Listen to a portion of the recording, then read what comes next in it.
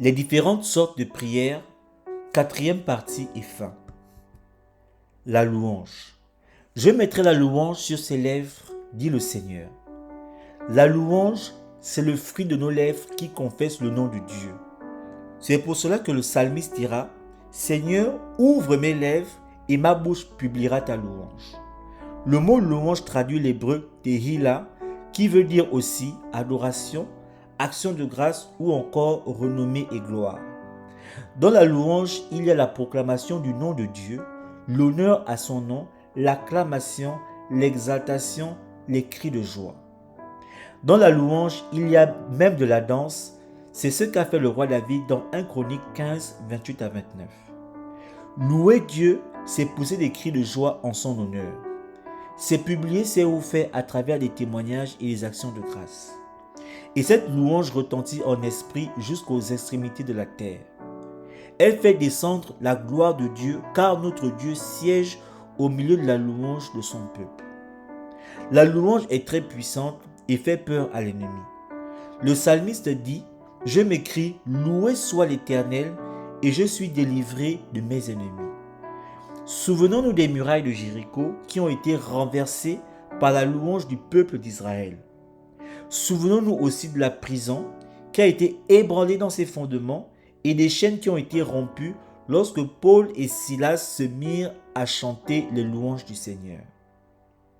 Lorsque certaines situations sont difficiles et que nous sommes face à des forteresses ou des prisons spirituelles, la louange est la clé de notre délivrance. L'adoration.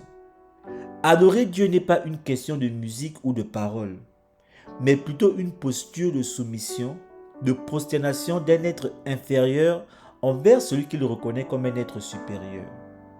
Cette posture n'est pas que physique, mais elle est aussi dans le cœur.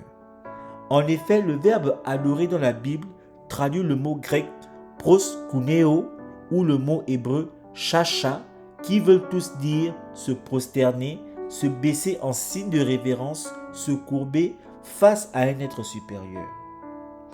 L'adoration est un culte que l'on rend à Dieu en lui faisant des sacrifices. Dans l'Ancienne Alliance, il s'agissait des sacrifices d'animaux, mais dans la Nouvelle Alliance, il s'agit de nous offrir nous-mêmes à Dieu comme des sacrifices vivants, saints et agréables, ce qui sera de notre part un culte raisonnable. L'adoration, c'est aussi une attitude de révérence et de contemplation de la gloire de Dieu qui nous transforme en la même image que Dieu, de gloire en gloire. Notre conclusion. Quoi qu'il existe différentes sortes de prières, c'est le Saint-Esprit qui doit nous conduire dans l'une ou dans l'autre.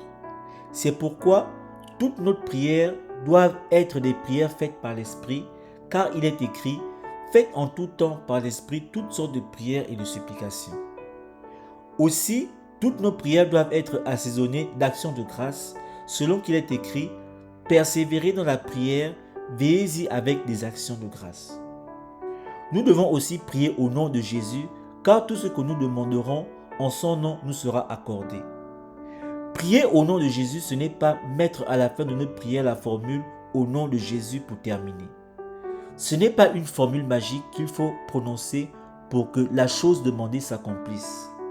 Prier au nom de Jésus, c'est venir à Dieu de la part de Jésus, c'est-à-dire avec les mots de Jésus dans sa bouche. Il est peu probable qu'une prière, même si elle est terminée par la formule au nom de Jésus, soit exaucée si les demandes de cette prière sont remplies d'orgueil, de convoitise et de haine.